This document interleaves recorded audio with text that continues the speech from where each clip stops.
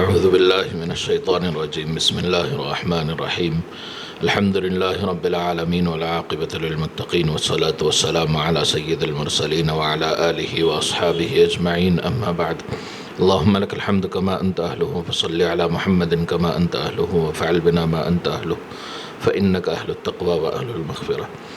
محترم سامعین کرام اور عزیز وظائف کے دنیا علماء ہند کے سبسکرائبرز، آج کے دور میں عملیات کی صحیح پہچان ہونا بہت ضروری ہے، کیونکہ بہت سے لوگ اب عملیات کی طرف توجہ کر رہے ہیں۔ ہر شخص آج کل آسانی سے اپنے مسائل اور پریشانیوں سے چھٹکارا چاہتا ہے، اس کے لیے عملیات کا سہارا لیتے ہیں، مگر اس میں سمجھنا ضروری ہے کہ جو آپ عملیات اختیار کر رہے ہیں وہ عملیات جائز بھی ہے یا ناجائز ہے۔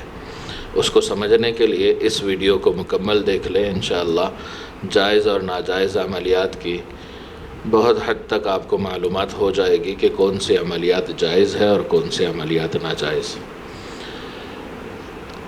آدھی بات تو جو نیک حضرات ہیں، شریعت کے پابند ہیں، وہ بات سے ہی تھوڑا سمجھ جاتے ہیں کہ جائز عملیات وہ ہوں گی جس میں احکام شریعت کے مطابق اور حدود شریعت کے اندر رہ کر عملیات کی جائے گی، اور جو حدود شرعی سے باہر نکل جائے وہ ناجائز ہے۔ یہ مختصر جواب ہے، مگر تفصیلی جواب یہ ہے جو اس ویڈیو میں آپ کو انشاءاللہ مل جائے گا۔ میں ہر طرح سے آپ کو مکمل معلومات دوں گا۔ آج کے دور میں عملیات بہت عام ہوتی جا رہی ہیں، اور ان میں ناجائز عملیات بہت زیادہ عام ہو رہی ہیں۔ جائز عملیات اور ناجائز عملیات میں فرق سمجھنا بہت ضروری ہے، کیونکہ بہت سے لوگ جب عملیات کو اختیار کرتے ہیں تو عاملوں کے دھوکے میں آ جاتے ہیں، اور وہ عامل بیچارے اپنی کم علمی، کم فہمی اور نادانی کی وجہ سے گناہ کر رہے ہوتے ہیں اور ان کو پتہ بھی نہیں ہوتا۔ خود بھی دھوکے میں ہوتے ہیں ناجائز عملیات کے، اور دوسروں کو بھی دھوکے میں ڈال دیتے ہیں۔ اسلام میں عملیات کوئی نئی چیز نہیں ہے، بلکہ عملیات اسلام سے ثابت بھی ہے، مگر وہ جو اللہ اور اس کے رسول کے قانون کے اندر ہے، یعنی قرآن اور حدیث کی روشنی کے اندر ہے، وہ جائز ہے۔ بلکہ قرآن کریم کی آیات، دعائیں، احادیث کی اذکار، درود شریف، استغفار، ان ساری چیزوں سے بھی عملیات کے بہت سارے فوائد آپ حاصل کر سکتے ہیں۔ آسان لفظ میں کہوں تو ہر روحانی عمل شرعی نہیں ہوتا، ہر روحانی عمل شرعی نہیں ہوتا، مگر ہر شرعی عمل روحانی ضرور ہوتا ہے۔ ہر شرعی عمل روحانی ضرور ہوتا ہے۔ اس نقطے کو سمجھنا ضروری ہے۔ سب سے پہلے میں جائز عملیات کون کون سی ہے وہ گنا دوں گا، پھر انشاءاللہ ناجائز عملیات کون سی ہے وہ گناؤں گا۔ نمبر 1، جو قرآن اور سنت کے مطابق ہو، جن میں شرک نہ ہو، غیر اللہ سے مدد لینا نہ ہو، جن میں نماز یا اسلامی کسی بھی عبادت کا انکار نہ ہو، جس میں کوئی بھی شرکیہ یا کفریہ جملے نہ ہو، جن میں اصلاح کے خلاف ظلم اور زیادتی ہو، جس کے ذریعے بدلہ لینا یا دوسرے کو اپنے قابو میں لینا یا دوسروں کو نقصان پہنچانا، یا ناجائز قبضے جس عملیات میں ہوتے ہیں۔ بہت سے عورتیں آتی ہیں، وہ کہتی ہیں کہ بہو قبضے میں آ جائے، بہویں آتی ہیں ساس قبضے میں آ جائے، عورتیں آتی ہیں شوہر میرے قبضوں میں آ جائے، تو یہ ساری طرح یہ ناجائز ہے۔ جائز عملیات میں کیا کیا پڑھنا جائز ہے؟ قرآن کی آیتیں پڑھنا جائز ہے، اور صحیح دعاؤں کا پڑھنا جائز ہے۔ دعائیں جو قرآن اور حدیث سے ثابت ہیں، یا علماء اور اولیاء کے ذریعے جو دعائیں ملی ہیں، جن میں کسی طرح کا کوئی شرک نہ ہو، ویسی دعائیں، ویسے درود شریف، استغفار، استخارے کی دعائیں، مسنون دعائیں، ان سب کو پڑھ کر بیماری یا خوف یا جادو یا اثرات یا رزق کی کمی کے لیے عملیات کرنا، اور اس کے ذریعے اللہ سے مدد طلب کرنا، عملیات بنا کر یا وظیفے بنا کر، یہ سب کرنا جائز ہے۔ شرط یہ ہے کہ جس عامل کے پاس آپ کرا رہے ہوں وہ عامل نمازی ہو. جس کے پاس بھی آپ عملیات کروا رہے ہیں، عاملین میں بھی مسلمان عامل کی چند نشانیاں ہیں. چند دکھتے تو مسلمان جیسے ہیں مگر ان کے اعمال مشرکین کے جیسے ہوتے ہیں. عاملین کی نشانیاں میں بتا رہا ہوں کہ جو عامل نمازی ہو اور شریعت کا پابند ہو، حلال کمائی کھاتا ہو اور جو جھوٹ نہ بولتا ہو اور جو فضول قسمیں نہ کھاتا ہو، فضول دعوے نہ کرتا ہو. یہ تمام چیزیں جس میں نہیں ہے وہ عامل صحیح ہے. پھر سے میں گناتا ہوں: جو نمازی ہو، جھوٹی قسمیں نہ کھاتا ہو، شرعی پابندی کرتا ہو، سنتوں کی پابندی کرتا ہو اور جھوٹے دعوے نہ کرتا ہو، بار بار جھوٹی قسمیں نہ کھاتا ہو. ارے ہم تو یہ کر دیں گے، وہ کر دیں گے، آپ تو بس مسئلہ بتا دیے، اب جاؤ بس چند منٹ میں دیکھو میں کیا کرتا ہوں. ایسے غلط دعوے نہ کرتا ہو. ایسے غلط دعوے کرنے والے عاملین غلط ہوتے ہیں. اب میں ناجائز عملیات بھی گنا دیتا ہوں. ناجائز عملیات کا تعارف یہ ہے کہ جن میں جناتوں سے مدد لی جاتی ہو، جن میں شیاطین سے مدد لی جاتی ہو، جن میں ستاروں سے مدد لی جاتی ہو اور جن تعویذات میں عجیب طرح کی لکیریں کھینچی گئی ہوں، ادھر ادھر نقطے اور ٹیڑھی لکیریں کھینچی گئی ہوں جن کا معنی معلوم نہیں، جن کے عبارتوں میں شرک کا اندیشہ ہو اور جو عبارتیں شریعت کے خلاف ہو، جادوگری کے جملے ہوں، منتر ہوں، یہ ساری چیزیں شرک اور کفر ہے. ایسے عملیات بھی ناجائز اور شرک اور کفر ہے. اور ناجائز عملیات کرنے والے واضح طور پر بے نمازی ہوتے ہیں. وہ جھوٹی قسمیں کھاتے ہیں، بار بار وہ الگ الگ طرح کے دعوے کرتے ہیں، الگ طرح کی شرطیں لگاتے ہیں کہ یہ کرنا ہوگا، وہ کرنا ہوگا. اور عملیات جب ان سے کروانے جاؤ تو کہتے ہیں کہ پاکی میں رہنا ضروری نہیں، نماز ضروری نہیں، تسبیحات کی پابندی ضروری نہیں. ایسے عملیات جن میں یہ چیزیں شرعی حیثیت کے خلاف جو کام ہوتے ہیں وہ سارے ناجائز ہوتے ہیں. جن میں غیر اللہ سے مدد لی جاتی ہے، جن میں غیب دانی کے دعوے کیے جاتے ہیں اور مجھے تو وہ بھی معلوم ہو گیا، یہ بھی معلوم ہو گیا، میں نے یہیں بیٹھ کر وہ دیکھ لیا، یہ سب جو دعوے جھوٹے کرتے ہیں یہ ساری عملیات ناجائز ہے. اور جائز اور صحیح عامل وہ ہوتے ہیں جو ان سب کو دور کرتے ہیں، ان سب سے بچنے کی کوشش کرتے ہیں، ایسے غلط چیزوں سے بچنے کی کوشش کرتے ہیں.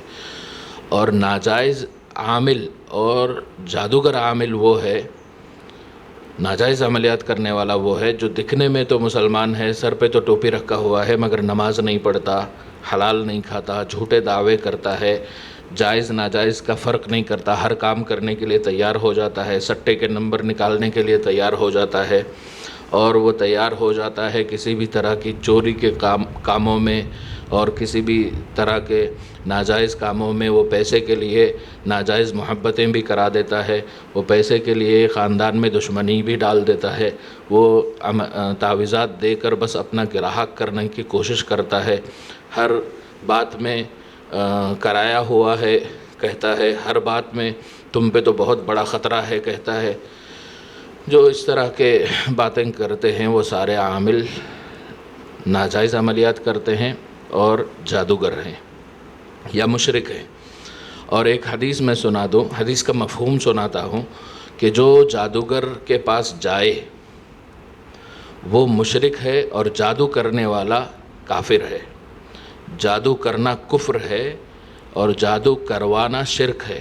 اللہ ہم سب کی اس بری اور بد اخلاقی والی چیز سے ہم سب کے حفاظت فرمائے، ہم سب کو سچا پکا مسلمان بنائے.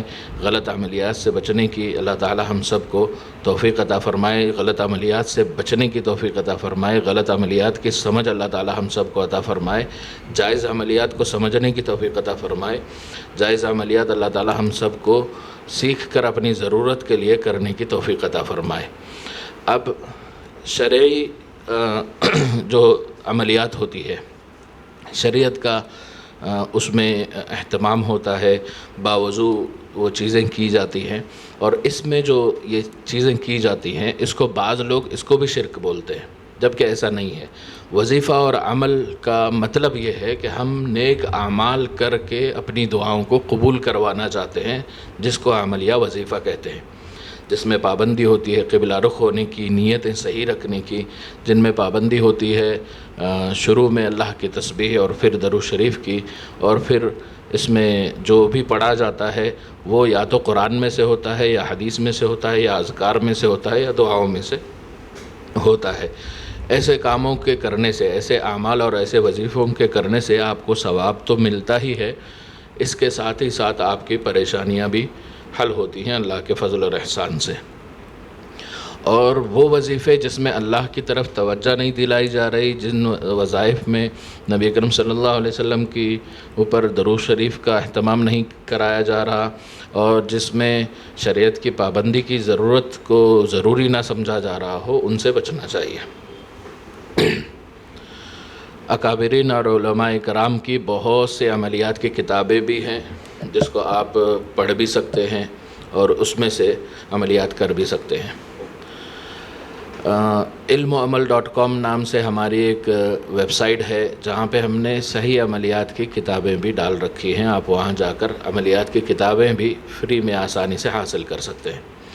ایمان کے اصطلاح میں 2 منٹ میں میں چاہتا ہوں کہ آپ کو عملیات بھی سمجھا دوں۔ ایمان کی اصطلاح میں بہت سارے لوگوں کو یہ معاملہ ہوتا ہے کہ ان کے وظیفے کرتے رہتے ہیں مگر فائدہ کچھ نہیں ہوتا،